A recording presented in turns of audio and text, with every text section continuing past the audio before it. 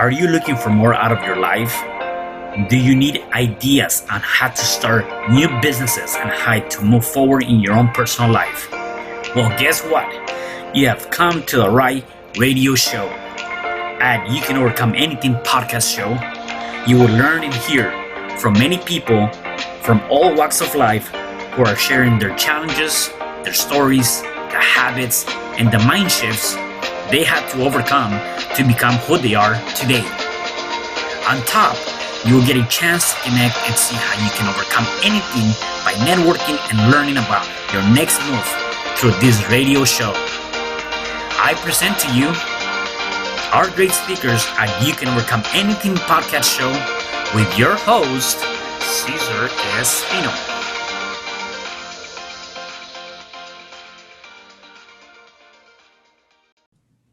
Welcome back to another episode of You Can Overcome Anything podcast show. It is your host, Cesar Espino, and you can find me at www.cesarrespino.com. Today, I have a special guest. His name is Jordan West. Hey, Jordan, how are you? Hey, I'm great. Thanks so much for having me. Yeah, man, awesome. I'm excited to have you here. So why don't we get started by telling us about your background, where do you live, and just giving us who is Jordan? Yeah, totally. So I'm actually just outside of Vancouver. So we're the same time zone right now, which is actually very strange for doing a podcast interview. Normally it's like, we're 7 hours difference or something like that. Yeah, right. And I spent most of my life just outside of Vancouver. I have a beautiful view right now of Mount Baker. It's just gorgeous right now. What my life looks like right now is I'm the CEO of a marketing agency, Mindful Marketing. We work with 7-figure plus e-commerce brands. And then I also am the CMO and founder of Little and Lively Clothing. So that's a clothing company that originally started just as a baby clothing company that my wife and I started. And it's gradually expanded into essentially clothing for the whole family. Wow, that's awesome. I love that. So I want to peel this back. So were you born in Vancouver?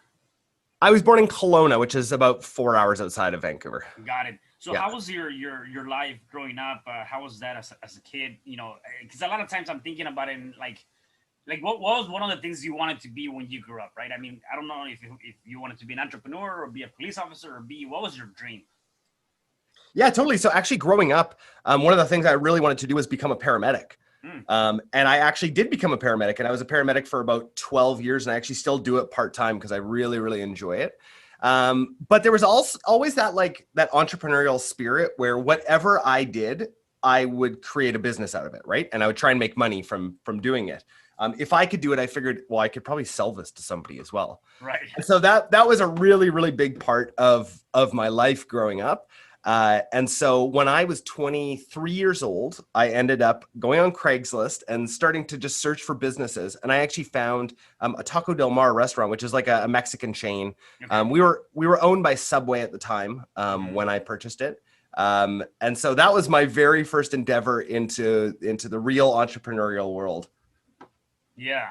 And talking about that, I mean, that was something that I guess you were already kind of thinking about it as you were growing up, and you're like, I want to tap into the entrepreneurial world. Why a chain or franchise restaurant versus anything else? Well, I just thought that I'd be able to learn. I pictured it like business school, right? I'm like, well, they've already got all these systems in place. And I was like, what's the worst case scenario? Like, I'm going to lose, I think I purchased it for $35,000. I was like, that's probably more than what the equipment is worth. Yeah. So I was like, well, I mean, worst case scenario, I'm going to lose $35,000. Well, the worst case scenario is that I probably lost about $150,000. And I actually didn't have that money to lose at the time. I really didn't. Like, I was working so hard. So I was working full-time as a paramedic and also owning this business. And it was, I just have so much empathy for small business owners out there who don't have the cash flow to be able to sustain. And now I think about the kind of sales that we were doing. And I think we did max 400,000 one year, but I actually tripled it from when I took over. But 400,000 as a restaurant, there's nothing really left at the end of the day. And actually, there was money I had to continually put back in, and that was so difficult. I was basically done at that point. I'm like, I don't know if I want to do another business. Like, this cost me so much. Yeah, and you talk about even when you started, right? You said that at 2 p.m. which was the first day at 2 p.m., you already knew that you had made a huge mistake, and you only had 3 customers, 2 of them being your parents and somebody else, being Totally. somebody else. So that's crazy though. Yeah. So let me ask you this though. Like, I think even when we think about stepping into, like, people that want to step into becoming an entrepreneur and doing that, like, I know there were lessons learned from that.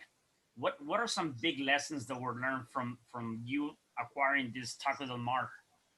Yeah, totally. So actually looking at a balance sheet, right, and seeing Mm-hmm. what the costs actually were, that was something that I just didn't know how to do at the time, right? I didn't know how to look and be like, well, actually, there's not really many costs that I can cut. I'm going to have to get, and then actually being able to,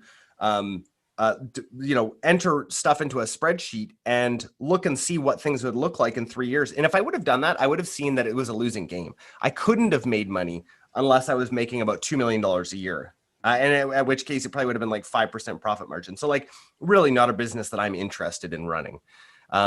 So, being able to actually forecast, that was a huge learning experience. And that's something that we've really taken in on the businesses that we run now. And we're actually able to forecast and look and say like, hey, look, if we, sell this much, this is what we're going to make, plus or minus a percent or two. Right. The other thing was learning how to hire and fire. I fired a lot of people and I had never done that before, right? That was something that just wasn't in my bones to do.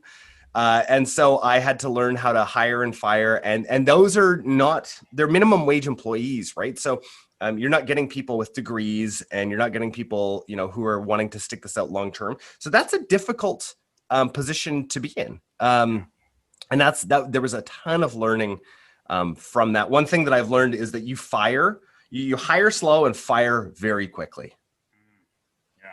Yeah, because that can definitely be a pretty costly turnover. When you have that much turnover of people, that can cost you a lot of money, and all the time that is going to training and all of that is just a lot of expenses, right? It that, is. that sometimes we as business owners don't really take into account for something to that. So let me ask you this. So up until this point, when you say, what, this is probably one of the biggest mistakes that I've made. Has there been anything up to that period in your life that you had another major obstacle that you probably had to overcome, whether it was, you as a person, or whether it was in business, or you as a person? Anything drastic that happened in your life? Well, I think the biggest thing at that time was, I think we were about 4 years into owning the Taco Del Mar, and then we had our first child, which changes everything, right? It's not necessarily this big roadblock, but it really changes your life completely. So that was 7 years ago, just over 7 years ago. And that was a massive, massive change for me, trying to figure out, how does this all fit into my life? How now do I have time to run this failing business and also have to actually pump money into this business? That was very, very difficult. Yeah, one thing that can come to mind, and I know that there's books out on, you're gonna have a kid or a baby. Here, tips you should do or you shouldn't do.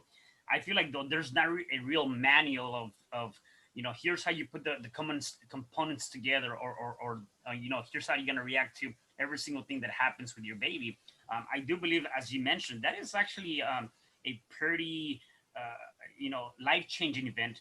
I had my daughter when I was 16, and Oh, wow. I know that was a challenging aspect for me, right?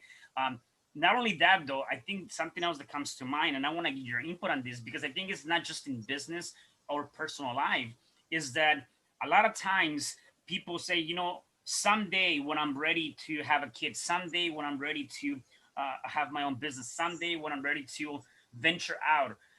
And a lot of times that someday never comes, right? We're looking for someday. As a matter of fact, someday is not part of Monday, Tuesday. It's not part of the week, right? Great. And so, Yeah. and so, a lot of people get hung up on the idea of someday. And I say, there's no better time than today. I mean, you got to deal with what emerges and just deal with that and figure it out. So what is your take on that?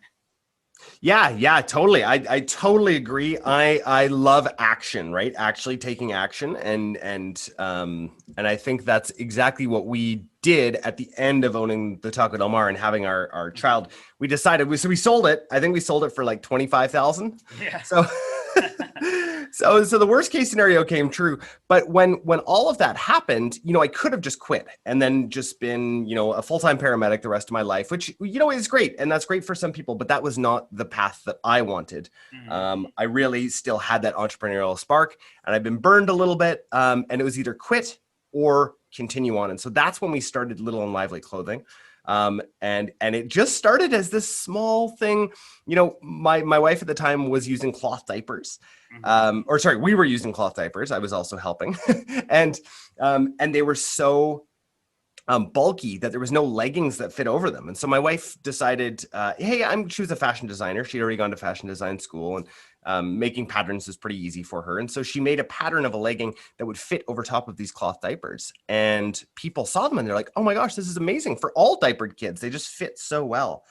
And so from there, we realized, oh man, we might have like a little business here. And so that was really that shift and that overcoming during that time, right, of having a new kid, having a business that we lost way more money than we had. I had to scrape like lines of credit from here and there to try to piece this all together. And I'm sure people listening know all about that.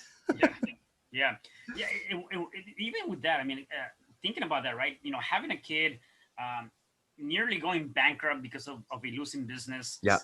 And just, I guess my question is, many people after 5 years, after being burned, after being like, you know what, maybe this thing as an entrepreneur is not as easy as I thought it was going to be. Therefore, I'm going to quit. And it's part of that hero's journey, right? It's like, I'm in that temptation. Let me get back to that 9 to 5 or whatever job that might be. And let me not continue to move forward. Like for you, all of that going on, almost being bankrupt, having a kid, what was going through your head? Because a lot of people might have given up already, and they're like, that's it. This is not for me. I'm going to have to go do the 9 to 5, like you said. So how is your mind or your persistence played a role in this next journey? Because I think that's critical for people to understand that just because you had a failed business or a failed relationship or whatever the case may be, does not mean that you give up. Totally. So throughout all of it, I could actually see the positives, right? So I could see that what I was really good at was marketing. What I was terrible at was operations. So I needed to get myself out of any sort of operational type business that I was running, right? So that is one thing I'm still terrible at. At my marketing agency, Mindful Marketing, I've got a COO that handles all the operations. This is really my day, is talking to people and reaching out and all of that sort of stuff, and then coming up with high level strategy. So it was difficult to overcome, but I could see the parts that I was actually good at, right? So I think that's really what got me through. And then just not stopping trying different things, right? We've got this mantra that we use: fail fast, fail cheap, and fail often. Because I really do believe that failure is what breeds all of this actual success afterwards. And I wouldn't be where I am right now without those failures. I really know that those were the best learnings, and it was just an expensive MBA. Yeah, right. Let me ask you this: how do you step out of those failures, though? Because I love what you said. Fell fast, fell cheap, fell often.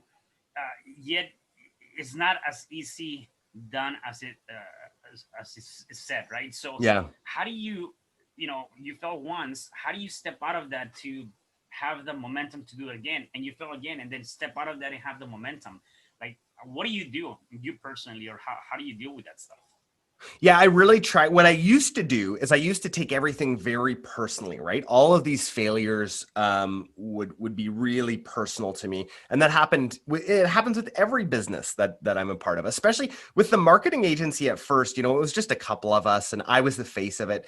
Anything bad that would happen and any sort of failures would be me failing, right? But being able to separate myself from that failure and know that it's actually not a part of me, right? That failure it's not me necessarily failing or being a terrible person. It's just, I tried something and now I'm going to go from that failure and succeed, right? I am not a failure. Yeah. So, and I like that. Failure is not you. It's actually just an event that's taking place in your life or in the surrounding area. So, yeah, definitely I can see that. Now, going through all this, your journey and going through all of these experiences, what have been maybe your top 3 lessons you've learned up to this point? Up until now, I think there's a few really, really important lessons that I've learned. So at Mindful Marketing, our marketing agency, niching down was so important. And actually, you know what? That's a lesson I think that I've learned with all business, right? So we're at Little and Lively Clothing right now. We're very much looking to acquire companies that are in that same sort of space, and we're not looking to acquire big umbrella companies, right? We're looking to acquire ones that are in these little niches. And same at the marketing agency, we're looking for that on the e-commerce side right now, because that's who we serve is 7-figure plus e-commerce companies. So niching down is just I cannot say enough good things about that for any kind of business, right? Like, just know who you can serve. Seth Godin calls it the smallest. Something like the smallest available market, right? And find that market and then serve them wholeheartedly, right? So for me, I'm always in all my businesses, I'm serving e-commerce companies, right? Whatever it is, if I'm talking about Little and Lively and telling them what we've learned there, or potentially helping people on the service side of the marketing agency, I'm really just trying to help people in that target market. And so when people come to me with other projects that may actually be lucrative, it's a really easy decision. It's just a decision to, I'm sorry, that's not what we do, but I do have people I can send you to. Yeah. What about another 2 more lessons you've learned? Yeah, 2 more lessons. So, another huge lesson, and I think that your audience might get a lot from this. Cash flow is so important. Have more cash than you know what to do with. Take every loan that you can get, because cash fluctuations happen all the time. Whether on paper it looks like you made $1 million or not, you may not have the cash at the time in these inventory heavy businesses. That is definitely one lesson that I've learned is even if I have a ton of money in the bank account, I will still take every possible loan or line of credit that I can get. Take credit when times are good, right? Because it's going to be so much more difficult to get when times are bad and when you actually need it. So that's a huge lesson that I've learned. And then I think the third lesson is going back to something we talked about before. Fire people fast, right? If there are any red flags in that first 2 weeks or a month, just cut it off right there. If you know that it's not going to work out and you have that suspicion, do it right away, because it will infiltrate your team.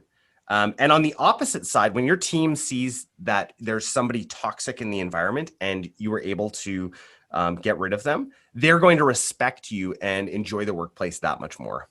Yeah, definitely. I want to add 2 things to that on the cash flow. A lot of times people refer to it as OPM, other people's money, right? So all those loans, you want to make sure you have as much OPM as you can, because you just never know. And I know for a fact that you definitely want to be able to take money out or go get out credit when times are good, because if you're hurting, even though you have a pretty good track record, banks might not lend you any money. So make sure you do it on the right time. And on the other one, fire people fast, one thing that comes to mind is, like in any business, right? The company is the one that's holding, the brand, right? Except the company is made up of the people. So if you have toxic people or people that are not delivering, then the company's not gonna perform, right? So that company does not have a good brand. So definitely the people make up the company, and therefore you want to have the right type of people in your core. Totally, yes. Yeah. Definitely. Let me ask you something. So let's talk a little bit about self-development. I want to talk about what is it that some of the things that you do for yourself to either keep you in a positive state of mind, or some of the practices you've done in the past to get you to this point, because there is a learning curve, right? There is a journey. I know for myself, I have to go through what I consider to be a self-development through my entrepreneurial journey, where I had to make a lot of changes, a lot of mind changes, whether it was maybe losing friends because we were not aligning in multiple energy levels, right? I want to hear about you from, when you had your first franchise to up to this point. What has been that self-development journey for you? Yeah, totally. So one big thing is keeping physically active for me is so important. I know the difference between when I'm not and when I am. We have 3 kids now, and I walk the 2 of them that are in school to school every single day. So I sacrifice that. It's usually ends up being about an hour of walking, right, there and back. But to me, that's so important to first of all spend the time with my kids because they're just going to grow older and probably not want to hang out with me anymore. I know the feeling. Yeah. So that to me in personal development has been huge, and setting time blocks I think has been really big. I actually only work generally. Today's a strange day, getting started at 8:30. I generally actually only work 9 till 2 every day. Nice. And that's and I'm feel like I'm able to get everything that I need to get done within that time, and then I can spend the rest of my day with my family. I can spend my day biking or golfing or whatever, those things that actually it's funny because you think like, oh wow, you only work like 5 hours a day, but really I get way more done and way more high level stuff done throughout that time. And say I'm on the mountain biking, I'll actually be able to think of more things and more ideas, which is really like the $10,000 an hour tasks that I need to actually do as a CEO and founder of these companies. Right. So to me, those are absolutely huge. Trying to think personal development wise, I'm always taking courses and learning. And I've got my own podcast as well, Secrets to Scaling Your E-commerce Brand. And that has been massive for me learning from other e-commerce brands. So I have, high 7 and 8 figure e-commerce brands that come on and we can sort of trade ideas. Yeah. And for me, that has really been a massive area of development for myself. Yeah. No, I love that. Do you have also like a mentor that you either have on your court, or do you have anybody you follow?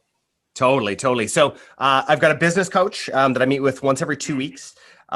Just a very general business coach, and he just asks the best questions to get me thinking. It's rarely ever external input. It's just questions, right? And it's amazing. I would recommend a business coach to everybody. So one of my other mentors last year, I said, hey, at my age, he just turned 50. And I was 33 at the time. And I said, what would be the number one thing that you'd recommend to me? And he said, get a coach. Just get a coach. And I have never looked back from getting a coach. It's, people think that they know everything and that they can make the best decisions. But until you start to actually bounce it off of people and bounce it off of somebody that you trust, you just don't know what you don't know. So for me, I have a business coach, and then I've also got just a personal mentor, more like on the spiritual side, that I meet with once a month. We go for like a 2-hour long walk and then just talk on sort of whatever's on my heart and on my mind. And to me, again, I feel like I just want more and more mentors because it's so valuable. I think so too. And a lot of people, and hopefully the people that are listening to us and watching this, is like, I cannot stress enough how critical it is to have somebody that can help you in any particular area of your life. And growing up, and even just knowing some of the people that I know, like they feel like that's not even a need. Like you don't need to have someone to tell you. And I'm on the opposite. It's like, I have a couple of coaches and mentors myself. I'm also in that space. And so at the end of the day, like you said, you don't know everything, and you always need to bounce back ideas with someone that's been doing it longer than you have. And so I think it's definitely a good way for that personal development to have someone that is helping you and leading you through your own journey, right? Totally. Yeah. I can't say enough good things about having somebody who's already been there, or just somebody who's going to ask you the tough questions. Yeah, right. Definitely. So what's next for you? Like, what are some of the things you're working on in the next couple of years? Yeah, so at our clothing company, we've got some really big expansion things on the horizon right now. We're hopefully going to be an 8-figure company next year. That's our big goal. But to do that, we do need to make a couple of acquisitions also within that kid and baby space. So we're constantly having conversations with people. That's definitely the big thing for us. And then also at the agency, we're on the acquisition trail right now too, looking for other agencies in the e-commerce niche, but who are serving sort of a different portion of that. So email marketing, SMS marketing, perhaps websites, all of that, because we really want to be able to grow and continue to serve that customer. So on the clothing company side, we want to continue to serve moms. That's definitely our target demographic there. And then here at the marketing agency, we just really want to continue to serve e-commerce store owners. Yeah, definitely. So if you can give me like a couple of ideas or tips. I know people that are listening to this and are watching this, they might be going through some sort of difficult time or a challenging moment. And for them to be able to overcome that challenge, what will be your best advice to them? Well, my best advice would be know which challenge to overcome and know which one to quit, right? I truly believe that there are times when it makes sense to quit. I can look back on the Taco Del Mar experience, and I had somebody offer at 3 years, I had somebody come in and offer me $100,000 for the store. Well, that would have been a massive difference. And I was like, no, I can turn this thing around. It's going to be worth so much more. But really knowing when to quit, I think is very, very important. And then knowing when to double down, right? So when those challenges come, don't go it alone. That's one thing that I would definitely say. Find somebody, find a mentor, find a coach, maybe a trusted friend, but not people below you, right? Not people who haven't been there. Those are not the people you want to talk with. If it's your friend, who just, loves, drinking a ton on the weekends and just isn't that person that's going to take you to that next level, then I don't recommend talking to them. I recommend talking to somebody who's been there before and who can give you real guidance. Yeah. Talking about that, I know that sometimes we tend to go to our friends and family first for any kind of our issues, and they're not the best people to advise us. They're going to probably tell you what you want to hear, not what you need to know, right? And so sometimes, Totally. like you said, you have to go to someone that actually is an expert or has actually gone through something similar, that they can really give you some real good advice, right? Sometimes friends and family are not the best people to give you that advice. Yeah. So, Jordan, where can people find you? Yeah, I'm very, very active on LinkedIn. You can find me, just search Jordan West on LinkedIn, or I'm Jordan-West-Marketer. And then you can find me at, if there's any e-commerce store owners listening, you can find me at mindfulmarketing.co. We just love chatting with e-commerce store owners. We love growth marketing. Those would be the two places that you can find me. Awesome. So Jordan, before I let you go, anything else you want to say to our audience? I would just say that, especially for your audience and your show, that there is nothing that people cannot overcome, right? There is really, like, people, whatever that mountain looks like, you can get over it. Right. Yeah. We're incredible as human beings at being able to persevere. But you need somebody with you. Yeah. And with that, though, I can ask, and I can see, like, some people saying, well, I'm going through this very, very, very difficult time. How can I climb that mountain? What is one thing that I can do to climb up that mountain? Because that thing looks pretty steep. Yeah. One thing to climb up that mountain is get somebody to climb with you, right? Mm-hmm. Don't climb alone. I definitely love that. No, awesome. Jordan, thank you so much for being here. I really appreciate you coming out onto the show. So thank you for that. Yeah, thanks for having me. Yeah. And for the rest of you guys, do me a favor. Please make sure you like, subscribe, come into the show, and comment. And I will see you at the next episode of You Can Overcome Anything podcast show. Goodbye. Hi, I'm Cesar Espino, real estate investor, business coach, and consultant, and author of the book, You Can Overcome Anything, Even When the World Says No. My number is 424-501-6046. In my book, I talk about making the necessary changes to shift your mind for prosperity and certainty. Pick up your copy at Amazon. I also love helping families with their real estate and can purchase your house fast and all cash. Follow me on Instagram, Facebook, and LinkedIn. My number is 424-501-6046. Thank you for having me today. I am so glad you've tuned into this podcast. You can find me at your favorite podcast platform where you can like, subscribe, comment, and share. And to learn more about myself, my services, you can find me at www.cesarrespino.com, or you can also find me at your social media. Thanks for joining me, and I am looking forward to having you at the next episode. And know you truly can overcome anything.